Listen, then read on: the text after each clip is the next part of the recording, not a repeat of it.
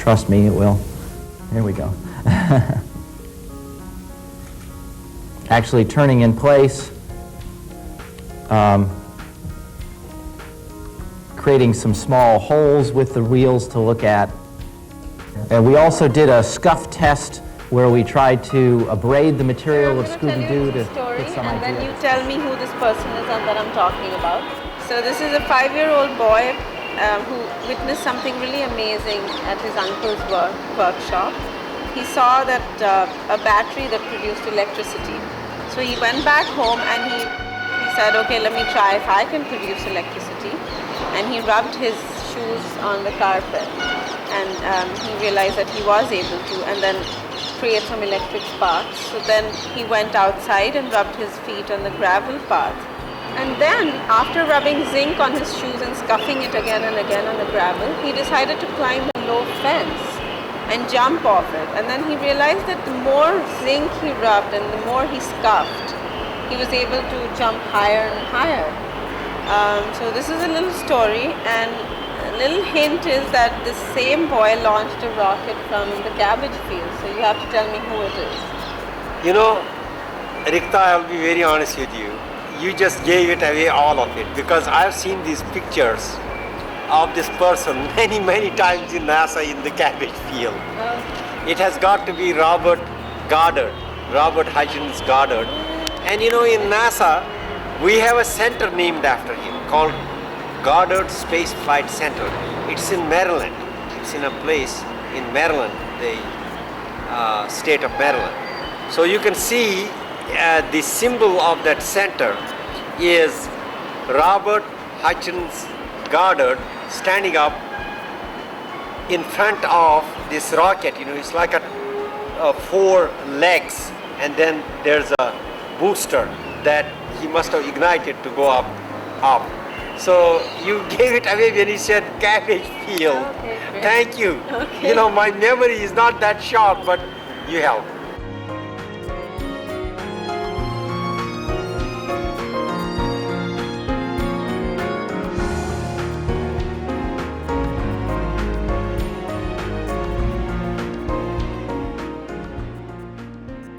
My real name from home is Krishen. My father and mother named me Krishen. So to add little bit of spice, you know, normally a lot of people are Krishen Kumar. So they twisted this purposely. So my name is kind of in reverse gear. It's Kumar Krishen. I go 1 step further, I go 10 steps backwards. ऐसे बोल रहा हूँ. इसलिए क्या है कि बहुत सारे लोगों ने सजेस्ट किया है तू जरा अबाउट टर्न होके अपने टारगेट पर जाओ, तो पहुंच जाओगे.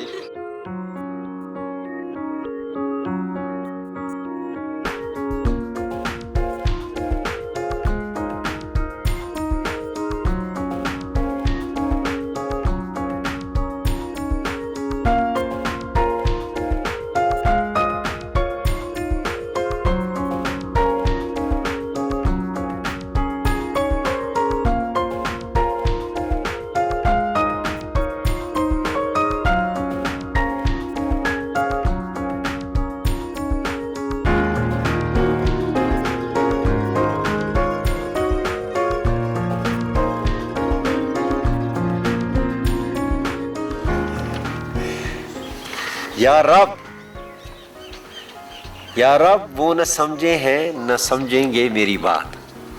या रब वो न समझे हैं न समझेंगे मेरी बात. दे और दिल उनको न दे ज़बां एक और. So I'm just going to be chit-chatting with you today. How's your stay been in India so far? So far so good. I got a little bit sick, but that's expected when you come from a different place. Right, the Delhi belly. Did you get that? Delhi nose. My nose was clogged. I could not open my nose for a week or so, but it's open today.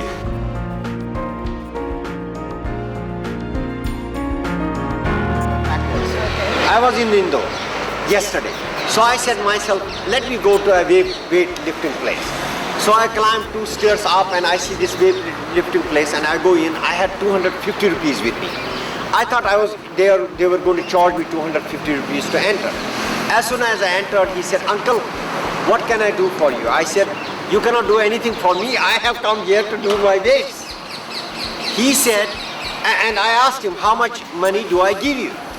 He said, uncle, nobody of your age has come to this fitness center ever, and I believe nobody will. Therefore, you are free. Oh, wow. Then I said to myself, मुझे किस पागल कुत्ते ने काटा है? Why should I give him the money? So I went in.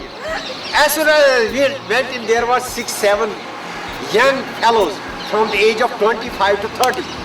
All of them congregated around me. So when I started lifting up, couple of places I took 50 kg. This one young man walked to me and said, uncle, don't you think you are overdoing yourself? I said, beta, get up on this, I will also lift you up. Oh, he was laughing like anything. It was a great joke.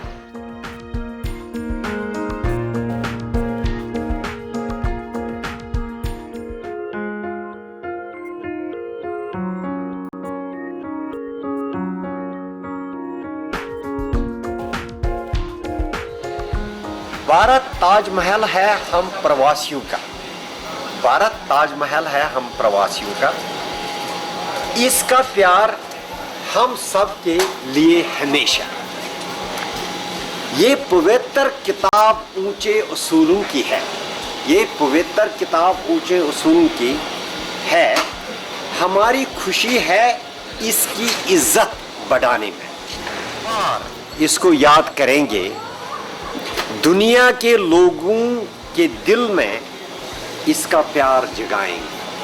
I left India in 1964 and completely 40 years have gone by.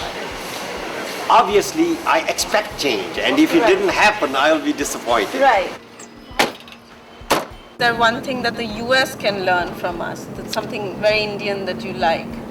I think just this thing that I'm learning from you, look, you have been talking to me for quite some time now, I would say a few hours, and I already can see the warmth in your face.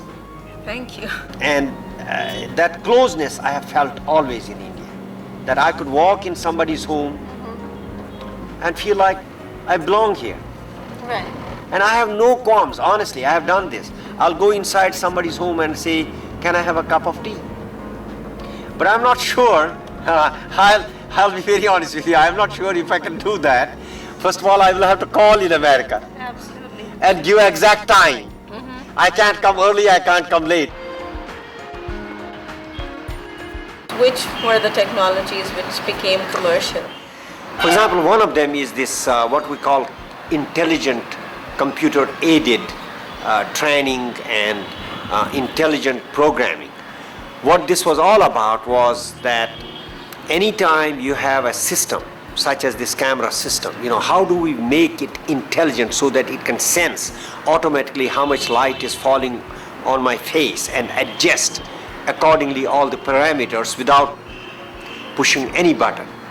But in this case, this programming helped us to develop training for astronauts. What that means is that an astronaut sits and looks at the scenes that are projected to the astronaut around the astronaut, him or her, in such a way that the astronaut is literally lifting off, seeing how the space looks like, and interacting on a computer basis. In an intelligent way, the computer is asking questions, feeding information, training the astronaut. Okay, so you're a fellow of the Society of Design and Process Science. What's the basis for being elected for that? My name was proposed by several people for that particular society. There is a very important person by the name of Korsmetsky. He is the real founder of that society. He was the dean of business school at University of Texas in Austin. You have a US patent in your name. What's that all about? See, one of the big disciplines right now, even in India, that's being pursued, is this looking at Earth. Some people call it remote sensing, some people call it Earth observations. And in this field, there are many, many sensing devices, what we call sensors, that take different types of data. You know, like this camera is taking visible data. Some cameras take infrared data. Other devices take microwave data. So there is all kinds of different sets of data that are being taken in different parts of what we call electromagnetic spectrum. So one of the things that happens then is that, let's say there is an object like this tree, and you are trying to exactly tell how tall the tree is, what is the, let's say, radius of the tree, many such things, what's the leaf area of the tree, many of these attributes. What you have to do is you have to bring these sets of data together in such a way that the detail of this object becomes clear from your data, right? We call it, some people call it sensor data, sensor fusion, some people call it data fusion. But whatever it is, the idea I had for many, many years is that this fusion should be done in such a way that the physics should also play a great role in fusing two sets of data together from two sensors. In the 80s, you developed a system, the RF system for cancer research. What was that about? See, when you have a tumor and you bring this tumor to a higher temperature, like 105 degrees Fahrenheit, the thing that happens is that the cancer cells instantly die, or at least experience a decay.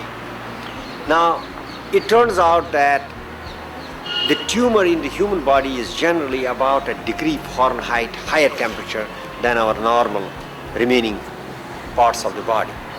So the idea for a scientist by the name of Dr. Bipino Giovanella, who has done the biological research on it, was that if we could somehow focus radio frequency energy into a tumor inside the body, bring the temperature of the tumor to about 104 to 105 degrees Fahrenheit, leave the remaining tissue less than that, like 103, 104. It could so happen that this tumor could shrink on, in some cases, it could really kill the tumor.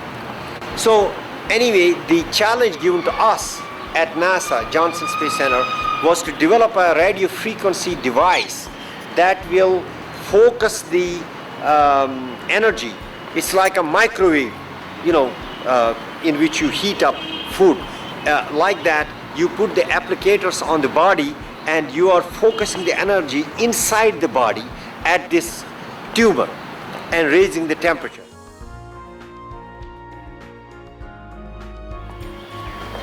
I'm going to demonstrate something to you, and then you have to tell me what it is.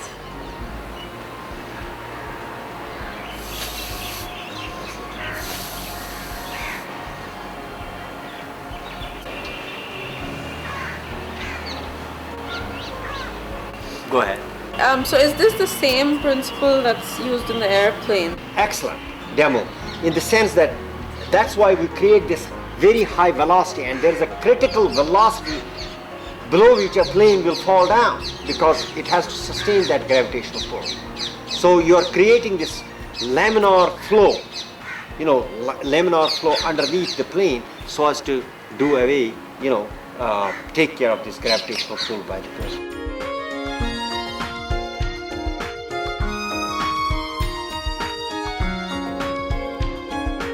That I went to this 5-year-old class, kids were 4 to 5-year-old. So somebody said, how does the rocket work? I couldn't think of anything smarter. So I got a balloon, blew it with the air, held it down on the ground, let go of it.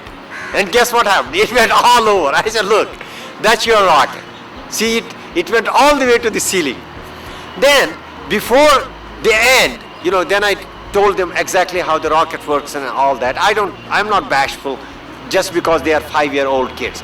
But interesting thing, then I told him, I will give you $100 if you make this balloon to go straight up in a straight line. See, you asked me earlier, what's the challenge in rocketry? So far, none of those students have come back to me to claim $100. All I said is, here's a balloon, blow it with air, correct? Put it down on the ground. If you can make it go straight up, you get $100. So far, No student has come back to claim $100.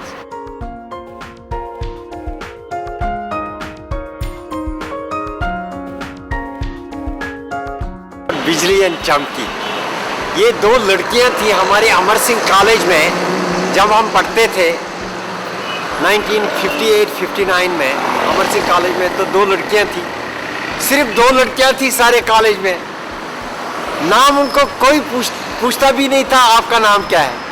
एक का किसी ने बोला ये बिजली है, electricity, दूसरे का बोला कि ये लाइटनिंग है, ये चमकी है। तो फिर उनको सब बोलने लगे ये बिजली है और ये चमकी है। It was like the whole world had collapsed, the moon had visited Amar Singh college. तो सब परेशान हो जाते थे जब बिजली चलती थी और चमकी चलती थी। I was going to add one thing for you.